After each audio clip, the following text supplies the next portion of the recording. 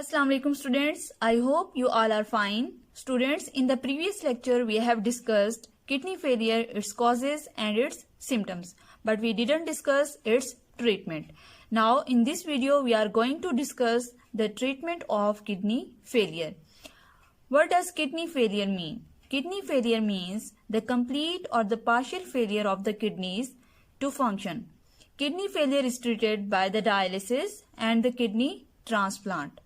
What is dialysis? Dialysis means the cleaning of blood by artificial ways. Dialysis means the cleaning of blood by artificial ways.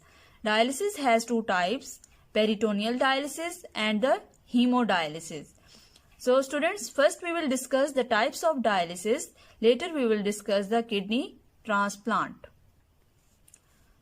The first is the peritoneal dialysis. In this type of dialysis, the dialysis fluid is pumped into the peritoneal cavity of the patient for a time. This cavity has the membrane that is called peritoneum. The peritoneum contains the blood vessels. What is dialysis fluid? Dialysis fluid is the cleansing fluid that contains the purified water, glucose and the minerals. This dialysis fluid closely resembles that which occurs naturally in the blood. Peritoneal cavity is the space around the gut, or in other words we can say that it is a part of the abdominal cavity.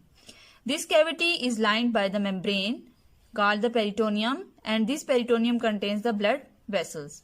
So when the dialysis fluid is pumped into the peritoneal cavity, the waste material from the blood vessels of the peritoneum are diffused into the dialysis fluid. After absorbing the waste material from the blood vessels of the peritoneum, the dialysis fluid is drained out from the body. Okay students, look at this figure. This figure shows that how does the peritoneal dialysis work. For the peritoneal dialysis, the patient needs a small surgery to put the peritoneal dialysis tube into the peritoneal cavity, that is also called the catheter. After this, the dialysis fluid is pumped and poured into the peritoneal cavity. Here, the dialysis fluid absorbs the waste material from the blood vessels of the peritoneum.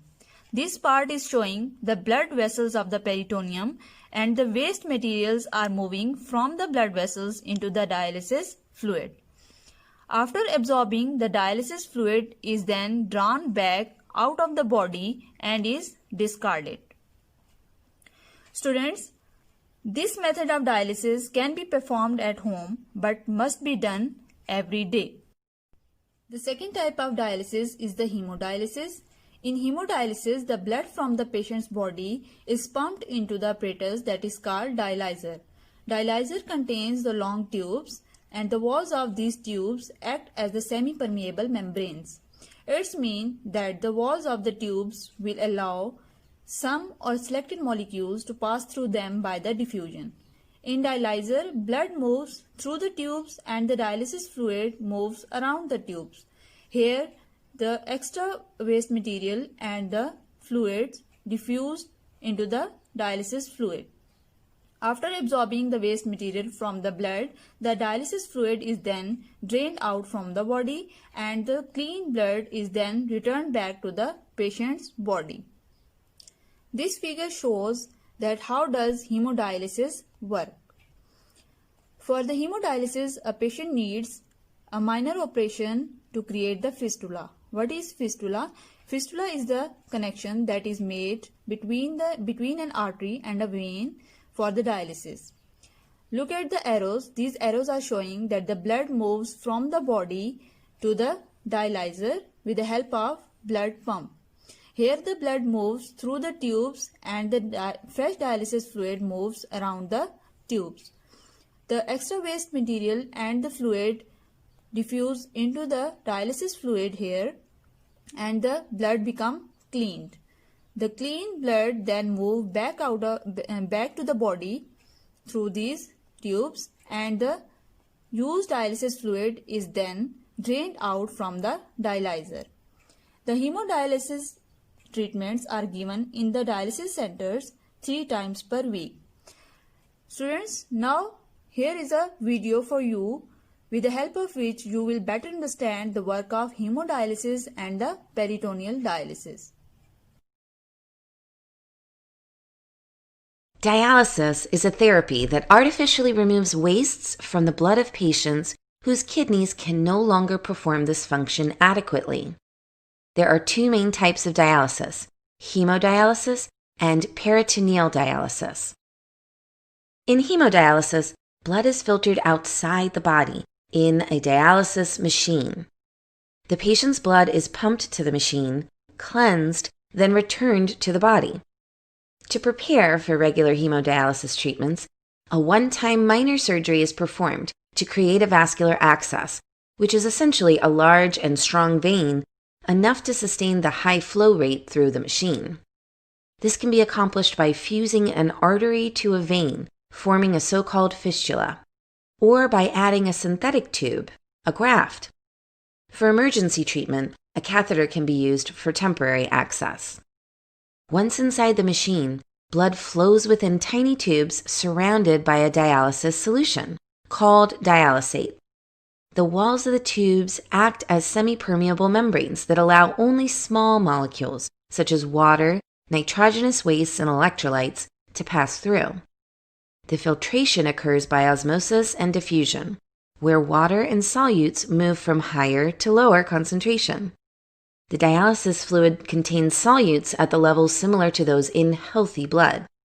Urea, potassium, and other solutes that are present at higher levels in the patient's blood move out to the dialysate, which is constantly replaced and discarded. At the same time, other substances can be added to the dialysis fluid to be administered to the patient. These may include bicarbonate to adjust the patient's blood pH, erythropoietin to compensate for its low production by the failing kidneys, and certain medications. Because of the increased risks of blood clotting associated with its contact with foreign surfaces, an anticoagulant such as heparin is usually added. The composition of dialysis fluid is typically prescribed by a nephrologist based on the patient's needs. Hemodialysis is normally performed as 4-hour treatments 3 times a week in a dialysis center. Complications include risks of blood infection, thrombosis, and internal bleeding due to the added anticoagulant. In peritoneal dialysis, the dialysis fluid is introduced into the patient's abdominal cavity via a catheter. The lining of the abdomen, the peritoneum, serves as the natural filtering membrane. The fluid remains in the body for several hours, allowing exchange and equilibrium with the blood running in the underlying vessels before being discarded. The therapy can also be done automatically at night during sleep. Peritoneal dialysis is less effective than hemodialysis, but because it can be performed for longer periods of time, the result is comparable. Peritoneal dialysis offers more flexibility, is better tolerated by patients, and less expensive, but is more often complicated with abdominal infections. That's it. Students, dialysis is unpleasant for the patient and as well as for the attendant because it needs to be repeated after every few days. Another treatment for the end stage of the kidney failure is kidney transplant. Kidney transplant is the replacement of patient damaged kidney with a donor healthy kidney. The donor may or may not be the relative of the patient, and the kidney may be donated by the deceased donor or the living donor. Deceased donor means that someone who has just died.